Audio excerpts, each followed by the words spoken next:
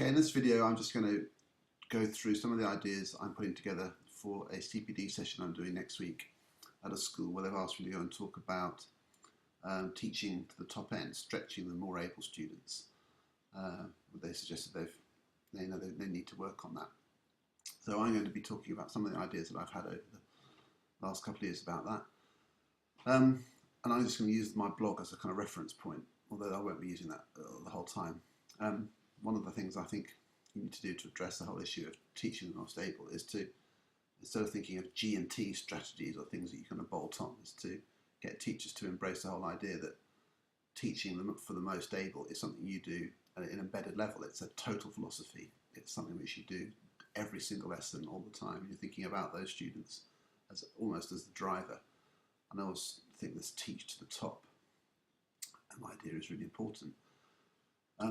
In one of my blogs, I've talked about this story here. It's a sort of family story where my brother went to school and he was asked to do this sum, 2 + 3 is 5, and so on. And my mum asked him, "Okay, what happens if you do 4 + 5?" And he said, "Oh no, we don't do 9s." And this is a kind of we repeat this all the time. It's kind of a classic example of how the teacher hadn't really allowed him to do that, and so he didn't think he was permitted to do it.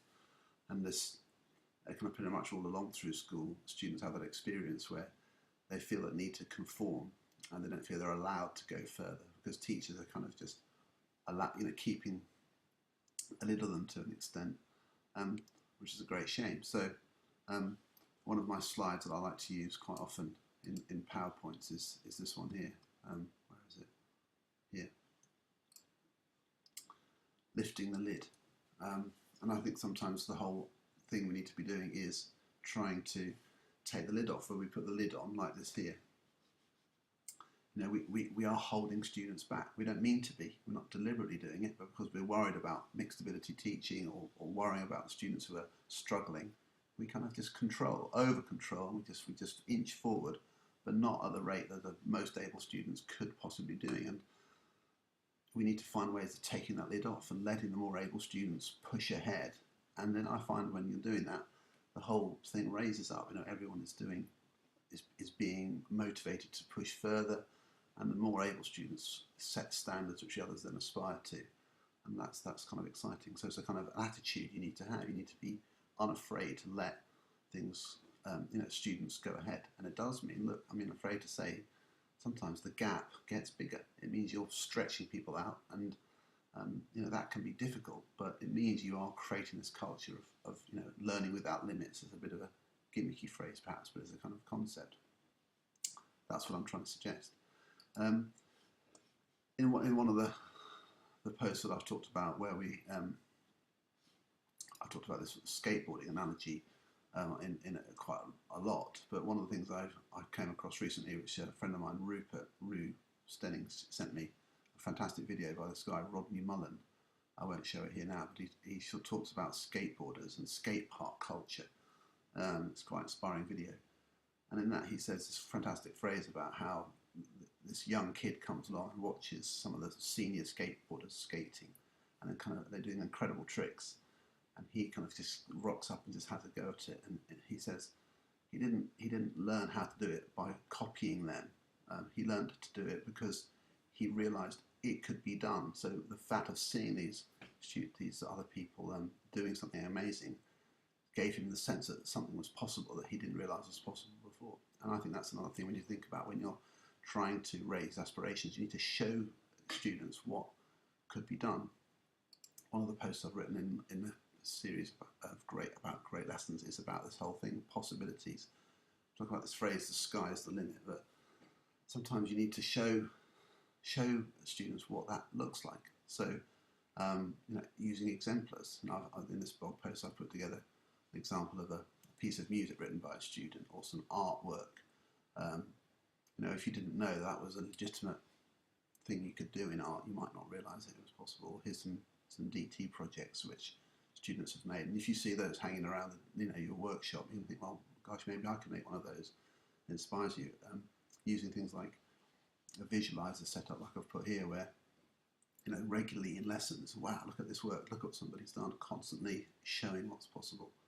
and here's an exemplar piece of work where the teacher's kind of completely bowled over by this piece of work, and that was in the lesson that was produced, immediately put under visualizer, shown to the class, model, discussed, why this is a good piece of work. And these are more and more examples of pieces of work which students have done which have been exemplars to others. So going back to this gifted and talented philosophy, there are lots of different components to it. I'll just sort of scan through some of the things. These are the main sort of ways I think you can create the learning opportunities for the most able. Rigour and depth in the subject matter is the most important one. So this is where teacher confidence comes into it. It's one of the things I'll be doing in a session next week, is talking about that, how confident are teachers in modelling expertise, but then also, making it acceptable to not know, and to challenge why we know what we know, and probing deeply, but also modelling a kind of confidence in solving the puzzle. I'll give you some examples of that in a second. Open-endedness is obviously a really important thing. If you constantly always say, I want to know this and that's all, students will give you that, and that'll be the end of that. But if you're saying kind of if the tasks are open-ended, of course they can go as far as they like, and you need to have a mixture of those sorts of things. Problem solving, students love that. You're not just giving them facts, you're giving them problems which use the facts, so that they have to use their knowledge in an applied way, which helps them learn the knowledge, but also just allows them to go at a deeper level. So there's lots of different aspects to that. You can teach science, for example, in a very sort of fact-orientated way, or you can get problem solving. Creativity, this is where you get the sort of the products of learning, the things which allow students to express their ideas, keep making that open-ended, giving students choice about that. Bright students love that, whether it's instead of endless presentations, it's sort of different ways of bringing their learning together, synthesizing tasks, things which allow them to show all the things they've understood. Designing experiments rather than just doing them, for example. Inventing questions, etc., etc. I think this is really important. Creating a classroom culture that celebrates intellectual curiosity. If you're a teacher, how comfortable are you with the fact that you've got this absolutely extraordinary gifted student, or just some bright students, or brighter than the rest students in the class? And what happens when you sort of, I've known teachers who talk about the nerds and the geeks and so on. It's sort of, it can be double-edged. It can sort of be giving a message which is that's kind of not for everybody, and that can be negative. You've got to watch the language. This thing about co-construction, giving students the opportunity to take responsibility for their own learning, not obviously on it entirely, but it's part of the whole thing. So there's so many aspects to it where we need to be looking. This video, I'm going to show this video. I've been looking at this. I've done another video before about this, but this applies to able students as well, because it comes back to the thing about being systematically under-challenged. I'd say a lot of students, a lot of the time, are never expected to go further. So if we're talking about challenging students to go further, the butterfly model is very important, and some of that is through the work that you accept. Some of it's through the questions that you ask. A basic teacher skill is asking great questions. So one of my favourite posts that I've written is this one. Great lessons, probing questions. In a way, strip out everything else I've just said. If you want to raise standards in your classroom, you need to learn to answer, to ask better questions. Look at the way that's structured on there. The teacher is sort of saying things like, okay, that's interesting, why did you say that? There's always a follow-up. That's true, but could you express that a slightly better way? Or you've come up with that answer and that answer, which one's correct? Are they both correct, or is that more correct than that? And how did you know how did you work that out? And all those sorts of things. And I find that this is where teachers need to really develop this, practice it, and talk to each other about it, and give feedback to each other about their questioning. Does anyone disagree? What would you say instead? Why is that different? What would be the opposite of that? Is that always true, or just in this case? All this sort of questioning is a really important skill, and the better you are at doing that, the more challenge you're going to be putting in place. Of course, you've got to have really solid behaviour management strategies. You've got to be managing the class and having everybody with you. and that sometimes puts people off, but it's what you need to do. Going back to the PowerPoint here, here's a classic sort of G&T scenario, setting problems and allowing people to struggle with that for a while. This is Key Stage 3 maths on the left. It's simply what's a fraction shaded area of a circle, area of a square. And a lot of students will struggle because they'll say, but you're not given any information. This one on the right is Key Stage 4. It's just GCSE maths. All you need to know is Pythagoras and the area of a circle to work out that question. But it seems impossible because the students don't have the confidence to do this thing here. Very simply, this. Label the diagram. All they need to do is be told how to take ownership of a problem and think, well, it's a circle. I'll give it a radius and draw that on there, which means the side of the square must be twice the radius. Oops. And so, and the answer comes out. It's quite simply, pi r squared and 2r squared. So you get a very simple answer. But a lot of students find that difficult because they're not given enough opportunity to address problems where they are not given all the information. So holding back some information, problem solving. This is in our school, Year 7 German. They do this in the first term. It's a module on Faust. It's a simplified literature text, which they then have to problem solve to find out what structures are there.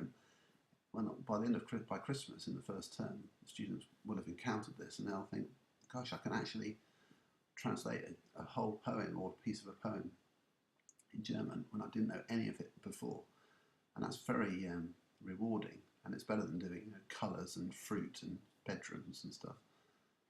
But the point is that the teacher's shown them that it's possible, it's doable. They just have to find the tools, and a lot of it is very familiar.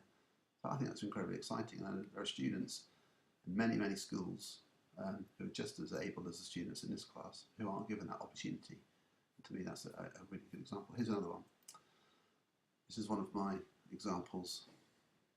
Look, I've deliberately put one in which isn't very polished. It's a simple homework where the students in my class had to make an Excel spreadsheet to calculate the stopping distance of a car in different conditions using VLOOKUPs and various other features. We didn't have any time in the lesson to teach them Excel. I didn't know how to do this myself particularly. But I asked them if they could do it, and they did it for homework, and they looked up on the internet how to do VLOOKUPs, how to do formulas, and they taught themselves how to do this from the internet. I didn't know they could do that, but I asked the student if he could do it, and he said yes. He showed one example, and the others all thought, well, if he can do it, so can I. And sure enough, the next lesson, we had a class full of stopping distance calculators, which they'd done for homework, and that to me is exciting, because they were given the tools and the opportunity to have a go, take a risk, and it paid off. So all these are things which you can try.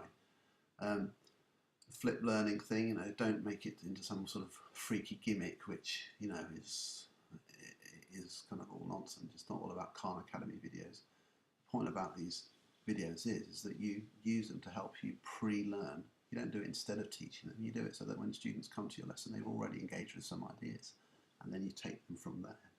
So I say to my class, it's quite often, find out about something using the internet, using some of these videos, and then we start off the lesson with some questions, see what they can already do, and then we go on, and that's great. Now that's challenging them to go further, rather than always it being down to you to give them some sort of limited version of something that you're worried they might not understand.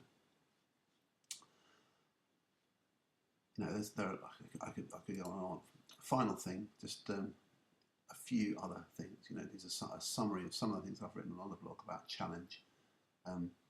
Not giving them all precise instructions. A bit of sink or swim. Not all the time. In some experiments you can just say, look, you guys, I'm not going to give you this sheet. You go and work it out. You go and see what you can come up with, and I'll come over there in a minute when you're ready, and you let them off you go. You don't just give them blow-by-blow instructions the same as everybody else. I've talked about some of these other things before. Synoptic tasks is a great one, where you're layering things up. You've got this idea, and this idea. Let's all pull it all together and make something quite complicated out of it, like a geography thing where you're looking at weather and